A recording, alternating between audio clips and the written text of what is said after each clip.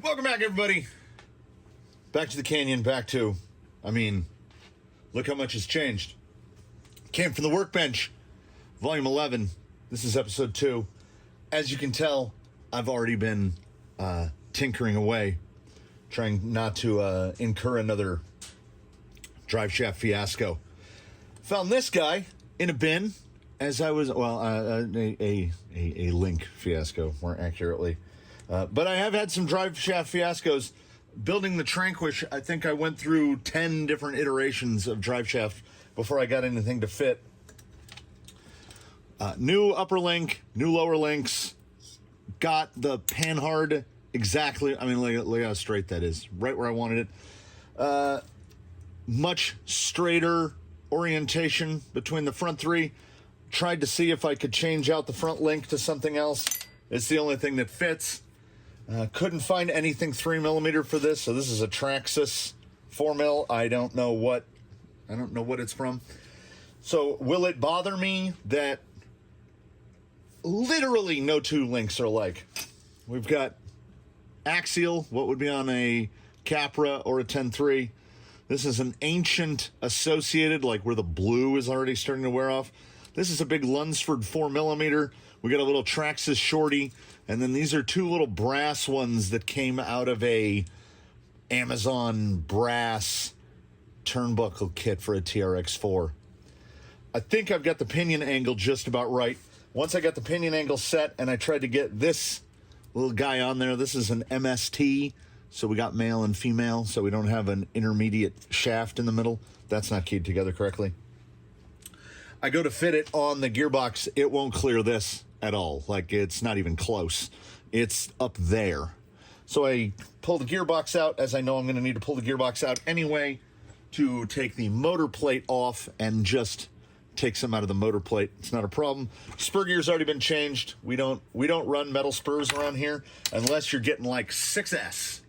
Like, my SC8 has a plastic spur, so plastic spurs are just fine. There's a Kimbrough 90 on there. We don't know if the Kimbrough 90 is going to work yet with this shaft. Fingers crossed for that one. But I got to that point again. I got to that point again where I was doing that thing that I do, which is just happily toiling away and not remembering that it's all content.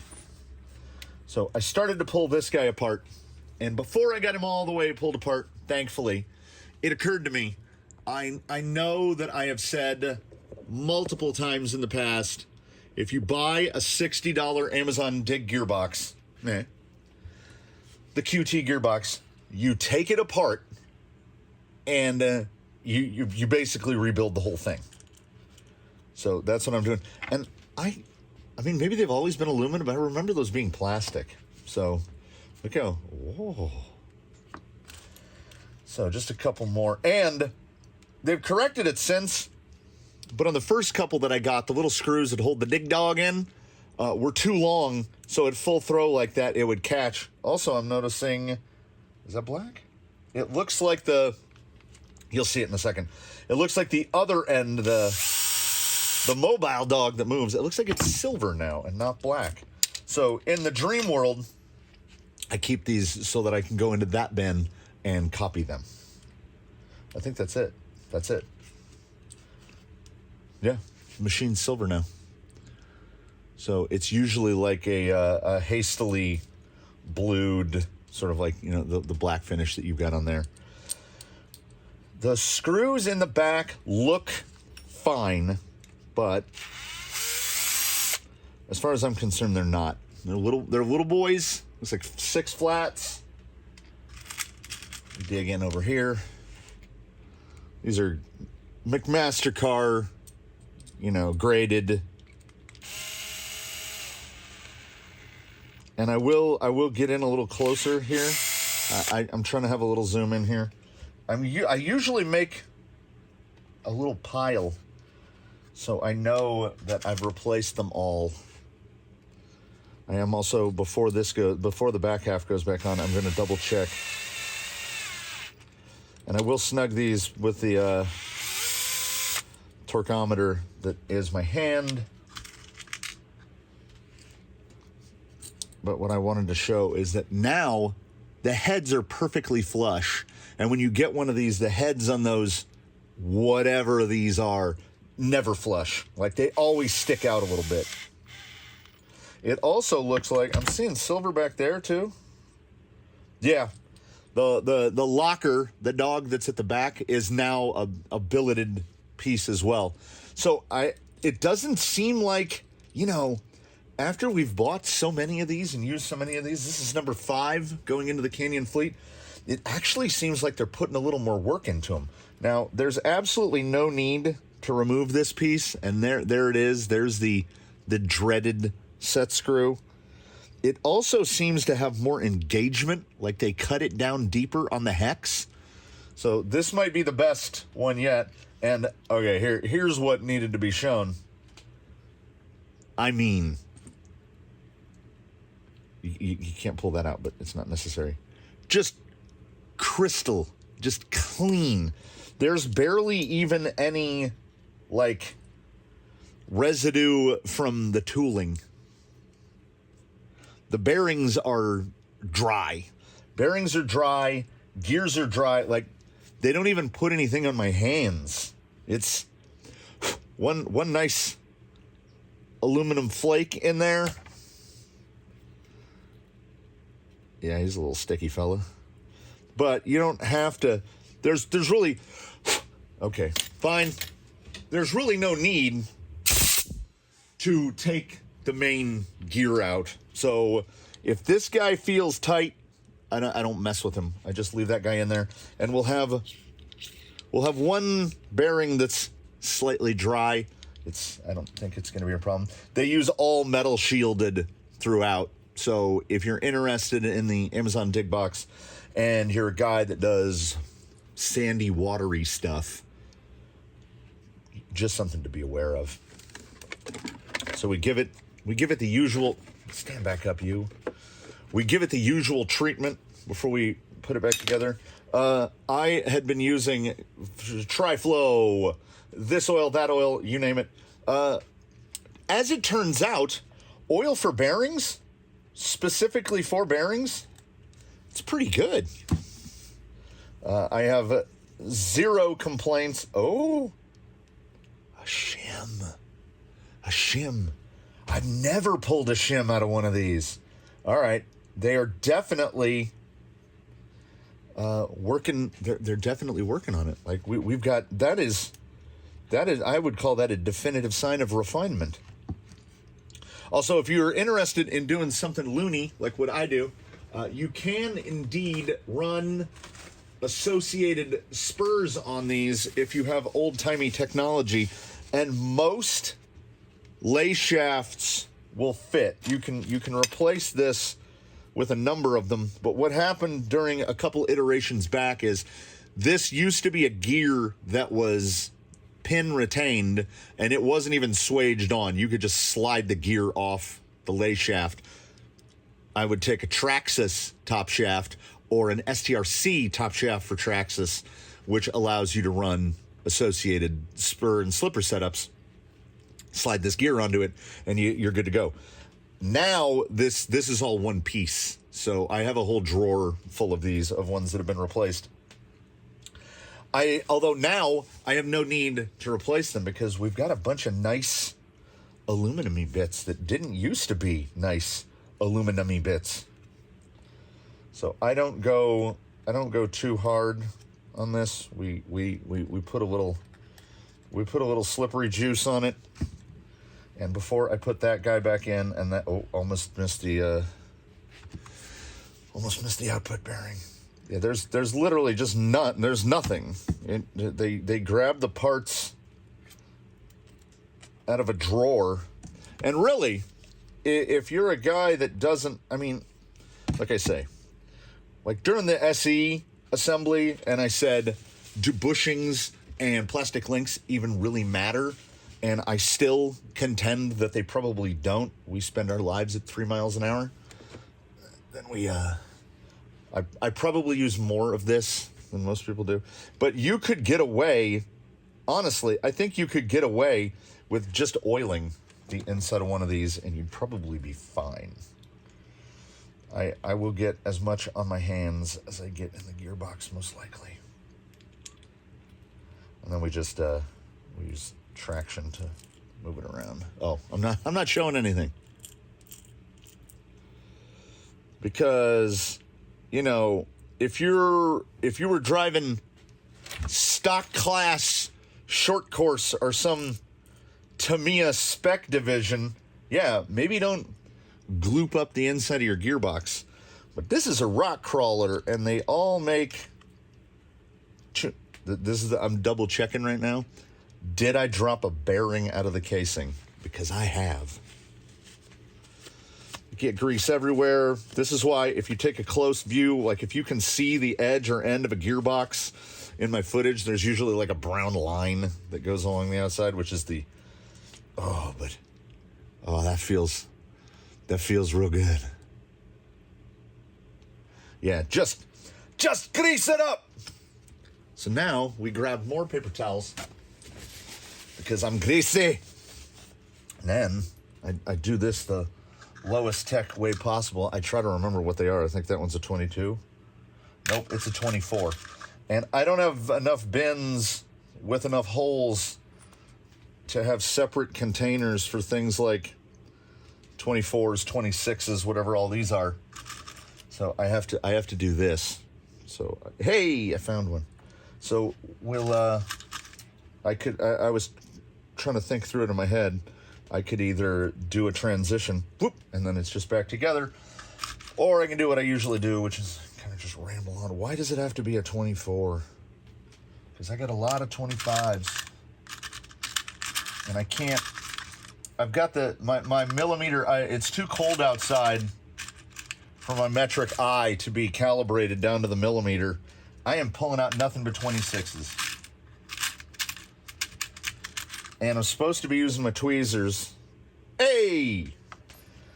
But I'm using the fingies, and they're not exceptionally accurate. Oh, I could clean that off a lot more. Like a lot. Oh, I missed that one. That's got to be a 20. Tis. Motor plate. It's a pretty great gearbox, really. Performance-wise, and, dollars for performance spent. I mean, you can go buy yourself a real one. But I sometimes stop and think about the cost of 4 real ones. 5 real ones. Okay, so I got the right length on that one. The other one seems like I got 2 millimeters too short. That's because I got them backwards. This is why I shouldn't assemble gearboxes and try to ramble at the same time. So I feel like... Oh, that's perfect. I feel like the front end is coming together now. That is way too long.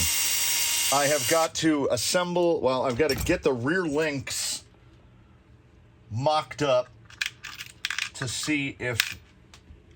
I've heard mentioned, someone was like, wait till you see what your pinion angle looks like. And we can adjust to that.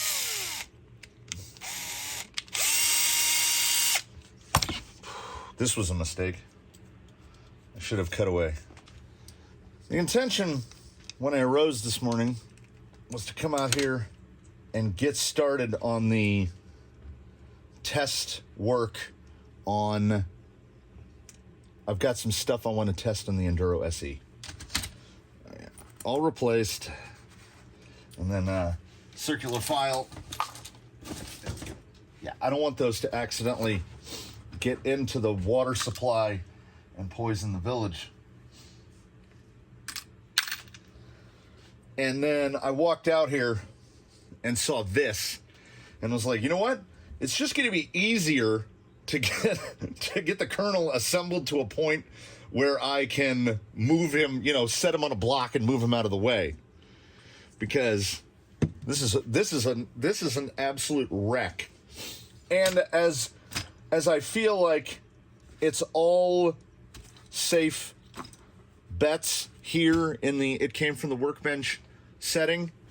So we've got this guy, which, you know, I don't particularly care for. I've got the rest of the pieces. I'll be sure to collate them. You'll notice it is running a Traxxas, a spur from a Traxxas Sport, because the noise level of this thing, ridiculous. So I am going to pull it all apart at some point, independent of this. I'm going to clean it all out, re-grease it, do everything, lock out the 2-speed so that it just has dig. I've never seen the utility of the 2-speed on the 10.3 gearbox. Dug through the bins, noticed that, I mean, we've got a bunch of odd parts collated, but when I built Jake, he was originally built on these AR-44s, so there's no guts in here. So these AR-44s are going to get Amazon guts, and then we're going to pair these AR-44s with these, and we're going to build something. We're going to build something. I had mentioned a all trailing arm thing. I am going to have to probably build an adapter plate because, you know, this has got the stupid lower for it, and I'm going to need something with 4 mounting points on the bottom. This guy, yeah, it'll be a thing. It'll be a thing. That one might be a slow burner because I have no idea what I'm doing. I mean, that applies to most days. When I say that I'm making it up as I go along, it's not a euphemism. It's real. When I say it, I mean it. I got to get a back end on this thing because it is getting really unwieldy. The weight in the front is getting to be pretty substantial. We're still using 2 bolts. I'm trying to remind myself to find my center punch. Long audible sigh. Because I need to punch these, and then I need to pull this guy out, take this over to the drill press, drill 2 more holes so that I can, you know, mount this thing properly. As all the side skirt, I found the side skirts that came with the other one. Do they line up? No. Okay, can put those over here. But I got to build, at some point, I got to build these pieces to get the body on. Once I've got rear axle in place, I can start getting body mounts in place. I just picked that drive shaft up there. Now let us see together. Let me fumble with this thing and see if A, it's going to fit, or B, it's going to hit the... Ooh. We're going to have to do a suspension sweep test on this one. I think I just answered the question of, does this particular drive shaft fit with a 90-tooth spur? And I would say no.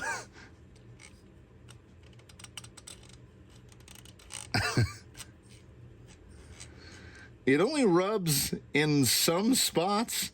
That yoke doesn't actually move under droop or compression, but this is probably an 87 max. Oh, that would go bad fastly. As more of a historian than a documentarian, let me let me tell you where I've been. Okay, the drive shafts absolutely turned into a fiasco. I went through half a dozen iterations. That looks a little better. Cutting up drive shafts to try to get something to fit. I had that's an old Slash drive shaft. This was the guy that was just already in here. I think he was originally on Blue Sky High, and is the perfect length. And having the right there is the perfect length. So having the perfect length actually really helped because it gave me something to copy. I know that people are using there's a steel set that's like made for it. I think we're just eventually going to have to get that. But then I had to take the gearbox out 20 times to mess with the drive shaft. And the drive shaft is such a perfect length that you can't remove the drive shaft without either undoing a lower link or unbolting the gearbox itself. Then as I'm bolting it back in, I grab one of these links and I'm like, I never know how to put high clearance links on. I never know like what angle they're supposed to sit at. So I get old Lappy Top. He's right over there, the little baby laptop. And I look at it and they have it like the lowers like this. And I'm like, that doesn't create some sort of drive shaft issue? So while I'm looking at it attached to the chassis, which is right down there, I think there's no way that's going to clear the motor. No way. And then, of course, it dawns on me that chassis, which is hiding down here under Jake, here it is obviously made for a 540. And the motor intended to go into it is what I'm calling the Legacy Fusion 1800. It's not the new Fusion SE. It's the old one that's like 63 millimeters long. It's a big boy. It's like a 550 plus. So then it occurs to me, oh, you have to have a different dig bracket to fit a 550 because there's a 540 with the dig bracket and it's right there, right? That's how it fits. So I'm like, I made a bracket before, an extended bracket to clear the servo behind a 550. So then I just went around to all the rigs trying to figure out who had that bracket. Jake has that bracket, and there's no reason under the sun why Jake should, because, well, no, that's not true. He had a 550. So he had a 550. When I put a 540 in, he should have just switched because there should be, see this wear mark right here? That's from the dig arm rubbing on the inside of the body because the body has that little part that drops down. So now that Jake is on a 540 and has moved to the bracket for the 540, there's no way, it's not even going to come close. So at full dig, the arm won't even be near the hole for the fuel cell. So Jake has been part of the wrenching for about half an hour because to get that bracket out, you have to take the gearbox out, you have to take the motor out, you have to get the two screws out. What was that? It was indeed a whole thing. So that actually helped me. Oh, let me rewind back to the drive shaft debacle where I was trying to build drive shafts. So I tried this guy, if I can get the damn thing to go together. I cut this guy down, which is like a Red Cat drive shaft or something. Oh, that's why these are two different halves. So I cut this Red Cat drive shaft down.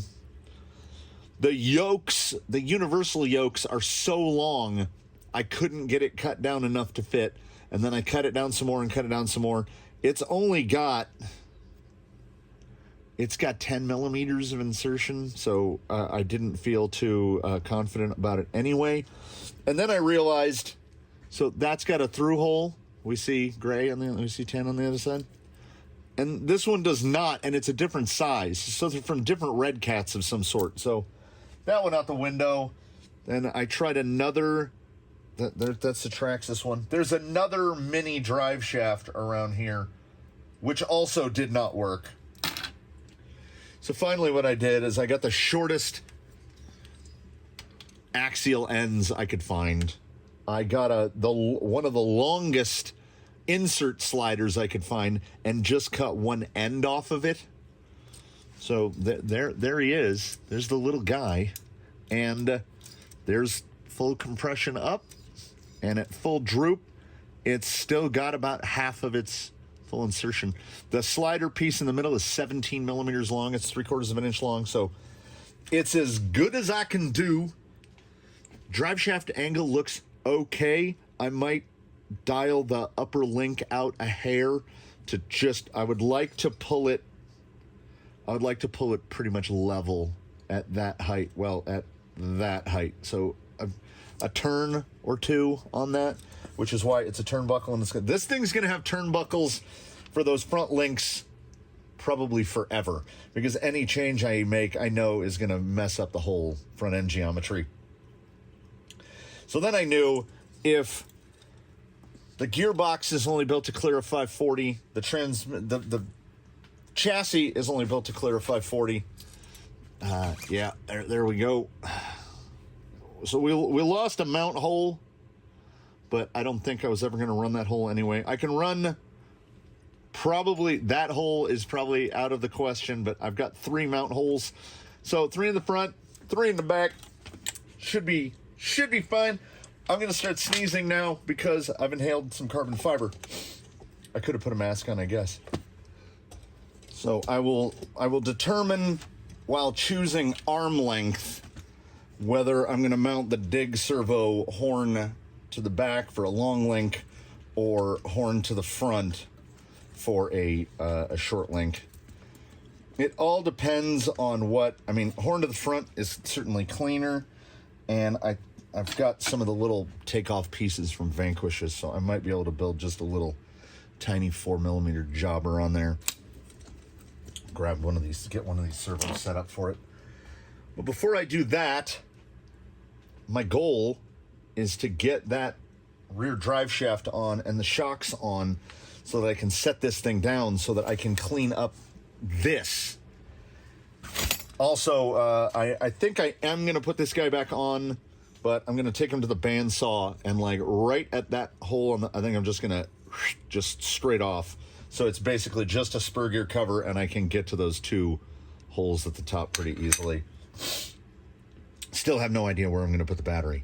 Yeah, so when I went to mock this up, and I grabbed one of these, the picture, and I did the front links wrong, so I didn't want to do the rear links wrong. I mean, I guess they'll fit like that, but clearly some other gearbox is meant to be like that. That'll work. That'll work, I think.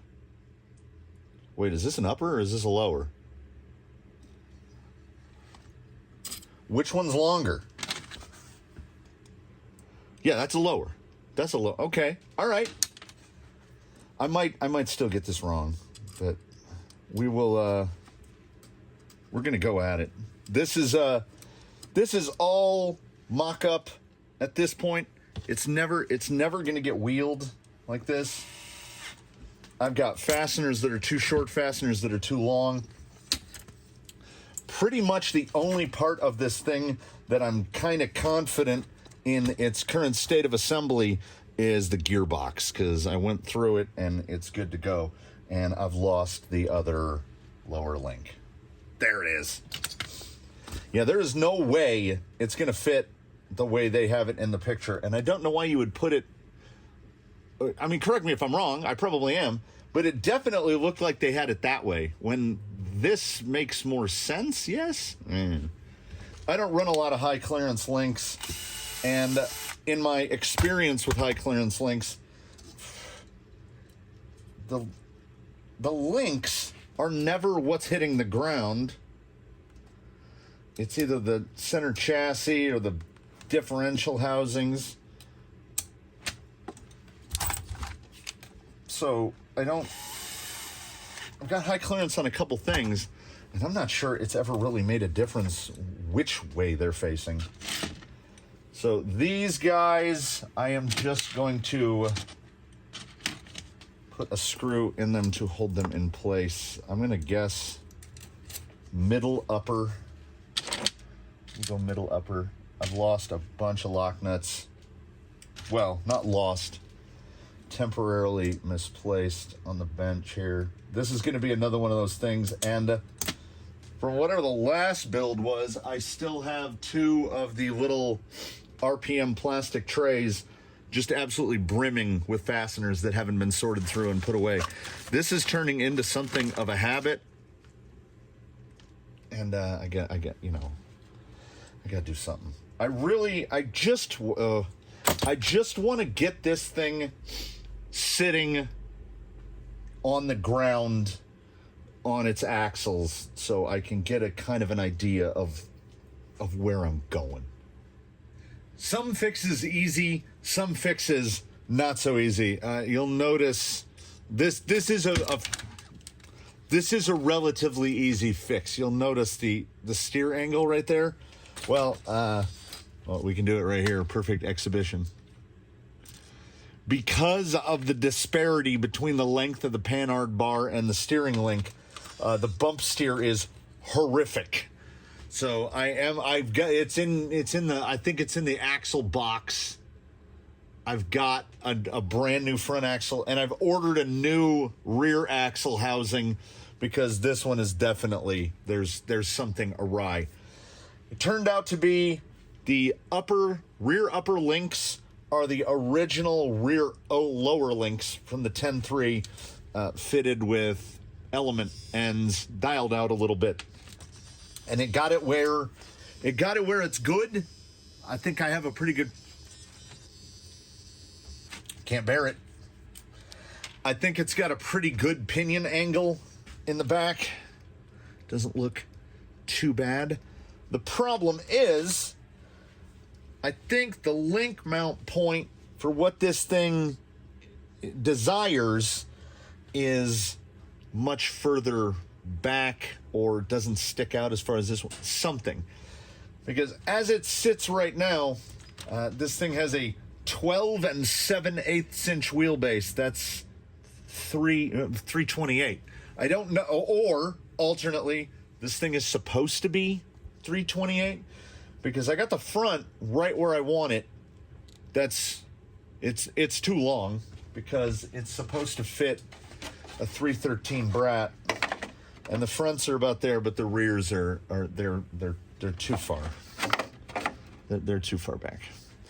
So I've replaced every link that came with it, save for every time you pick it up and set it back down, the tires are Kingpin panhard in this configuration does not appear to work.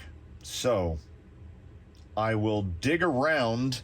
I mean, that lower link is long. I might have something from, like, if I change the ends. No, that's really long. Those links are really long. Oh, what about the uppers?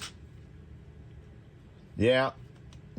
Uppers with, so how much issue are we going to have losing the high clearance links in the back? Though, in terms of high clearance, like, that's pretty close to interference. Quite a lot of flex. Definitely more flex than you're going to see on a 10.3. So, new front axle housing. I think I need to move the shocks forward a hole. It's sitting really nose down, tail up. It should be like there. Yeah, even the battery in the back doesn't drop it down. I think the rear is almost as low as it's going to go. Looking at it now,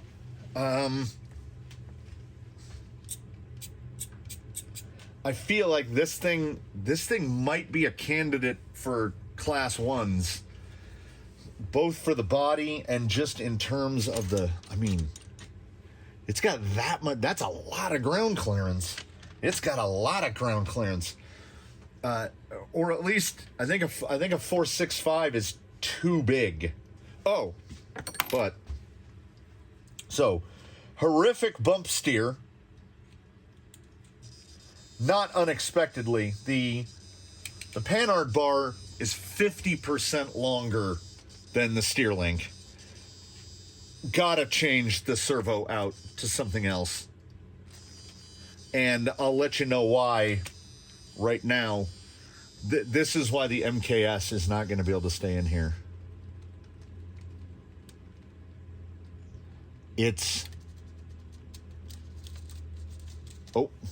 The receiver fell forward and put me into dig. There we go. I mean, this is why we love Fusions, right? So I think I put a 16 tooth pinion on there. The numbers are on the other side. Here's some wide open throttle for you. This is why I love a Kimbrough spur. This is why This is why I chock fill my gearboxes with red and tacky. Might be the quietest guy here. And like I said, I literally cannot bear it. Oh. I do have a BEC, and I've got that 35 kg DS3235 Pro.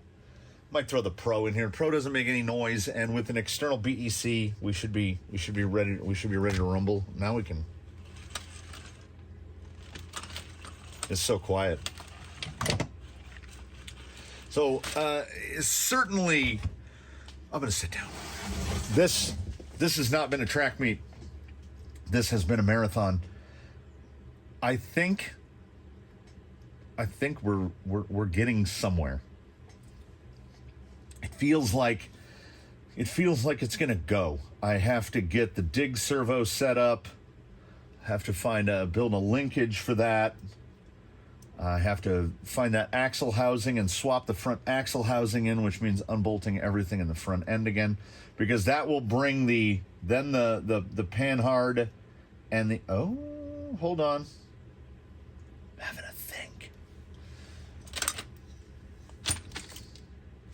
I think we're gonna try something first.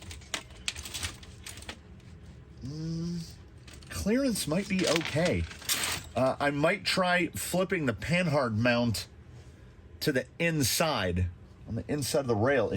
I don't think it'll interfere any more than it is right now. Angle of the panhard bar looks good. The steering throw is good. But yeah, just the disparity in those link lengths are going to give me a bunch of... are going to give me a bunch of bump steer, like really bad. Oh, settles real nice. But also, it's just sitting so... And although, I don't know. Maybe these super skid forward designs just sit nose low or tail high, because there's about the same amount of shaft exposed, because these are sprung conventionally. Oh, that's so much bump steer. But that is, in one way or another, that is correctable. I will be able to take care of that. We got to a point in just two short videos. We got to the point where it will move. And I think with a 90-tooth pinion on there, a 90-tooth spur on there, I can certainly go up in pinion, certainly. And I think many of the other problems, like the inability to use these as the uppers, all generated by the parts that were chosen to go in it. I think it's supposed to have one of those little LCG transmissions, which sits down real low. Like, most of the included links just don't work because the stuff in the middle is not what they intended. Like those curvy links, there's no way. Look how far over to that side that link attaches. That link puts it like over there because it's for servo and axle, where the link mounts are right in the middle. This thing's offset pumpkin, and with the offset pumpkin, you get a perfectly straight drive line in the front, so I don't have any complaints about that at all. I have no idea where I'm going to put electronics. Like, where's the battery going to go? Where's the receiver going to go? It does have all these little, slots, and I have a bunch there. I'm not even going to bother to dig. I got a bunch of these little plates. Maybe one will fit in there vertically. I can, stick the receiver on there. The receiver, where is he? Is he getting tangled up? I could just, servo tape him right there, We're not going to get too in-depth. The longest drive shaft I could build turned out to be the right guy. This was a long morning to get to where we are, and now, praise him, I can do this. And this guy can sit on one of these, which will allow me to go through that's crazy, to go through a severe cleanup here. Because the next installment of this, it will be a couple days out, maybe Thursday, maybe Saturday. We'll see where the next installment of this guy goes, because it's a lot of background tinkering, as much background tinkering as went on today, if not more. Also, I think if I put, see, there's so much stuff that has to go, and if I can remember what it was, I'll tell you. The servo horn, this servo mount, the old servo mount had the servo much lower. This servo mount is way up because, it's supposed to be for like a winch. So the line comes right through there. It's like lined up for a winch. So that's way too high. So the angle on the steer link, look at the angle on the steer link, and then look at the angle on the panhard bar. That's where bump steer comes from. So I think a combination of, I'm going to change the axle housing. I'm going to put an axle housing on so I can get the panhard in the original position. And then I got to remember, somebody makes is it Bauhaus? They make the stiffener bracket that goes on there to make it so you don't rip your panhard mount off. So original axle, new axle back on, which will allow me to yet another panhard, and then new horn, and then probably a spacer on the horn to bring the, I could also take this over to the belt sander and take that down maybe 3-4 millimeters. Gonna try to get the servo lower, gonna get the horn lower, gonna get I need to get those links effectively parallel to one another, because I know how to curb the bump steer, and I'm going to do that. Well, this servo is going to come out. I cannot abide it. It's too loud. And this thing, the kernel is going to be like a whisper. I also got to look into something in terms of class ones. I'm light on class 1 tires. I think I have some possibly knocked off KLRs that just came off some rims. But other than that, I don't know. The Wild Peak RTs would probably look really good on here. It's gonna be a minute before this guy is done. Like, look at the gear reduction on there. And I think you can really get away with a 419, 435, 445 on a portal without losing any performance. Like, the pumpkin won't get that much closer thanks to the portals. And I think the portal drop just must be bigger on this than it is on a TRX4, because this thing looks like it's sitting wildly high. Odds are it will get wheeled on one of the tire sets here. I didn't throw the scalers back on it because they're still filthy. I grabbed these because they were clean. I'm looking through the tires. It's definitely not going to be something like the OE tires from the 10.3. All in all, I think we're doing pretty good. No problems with rear compression. No problems with front compression. There's some lowness. I'm definitely more positive now, even in the face of the amount of cleanup that needs to occur, because in incomplete thought from before, the Enduro SE is going back out for his first test round, and I gotta turn this into clean. It's gonna be a blast. So thanks everybody for joining in with this one. If anybody has any suggestions, and don't anybody bother to tell me that I got these links wrong, because that's the only way they fit. And they're almost certainly going to be replaced. We'll just be going to straight links in the back. I'm going to be putting these on there, because then we can get the wheelbase down to something. I effectively need to take a 1/2 inch off the wheelbase. And the uppers, I've got 8-9 millimeters of thread that I can dial up before. And I've got I have all the rest of the kernel's links. I have no shortage of links that are shorter. I just don't have anything that's that crazy long. I'm feeling positive. I hope y'all are feeling positive. I hope I don't sound too tired, but my goodness, my gracious, this is a struggle. I put the LCG kit on Yella in like an hour. There's definitely more stuff that needs to go on with this. I'll just load it up with chassis braces. You know, I'll try to figure out how to get some of these little, like, I think that's supposed to be like a battery tray.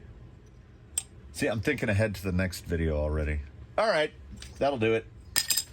Came from the workbench. Volume 11, episode 2. That's it. Drive shafts done. Shouldn't even have an issue. I'm gonna have to rebuild that rear drive shaft, because if I shorten the wheelbase half an inch, I've got to go from what's on there to one of these. It's right there. Yeah, this guy should be dominating the whiteboard right now. I should have a lot of things written down, and I've written down nothing. That's how we do. I need to do some wheeling, so I need to get this thing cleaned up so I can get the Enduro out there and run it through some tests. This guy's going to go up in the new garage here for a little while, and we're going to move on to the next thing. Please do tune in for the next one. We have memberships now. If you like this kind of long, insane ranting and rambling and doing whatever this is, you know, you could subscribe, you could become a channel member and therefore supporter, and then that money will go towards making more of this dumb stuff, you know? So that's how good I am at marketing myself, everybody. So thanks for who's here. Thanks for whoever's dropping by for the first time. I got too much cleaning to do. I will, hopefully, I'll see you all tomorrow. I'll see you in the next one. I'll see you whenever.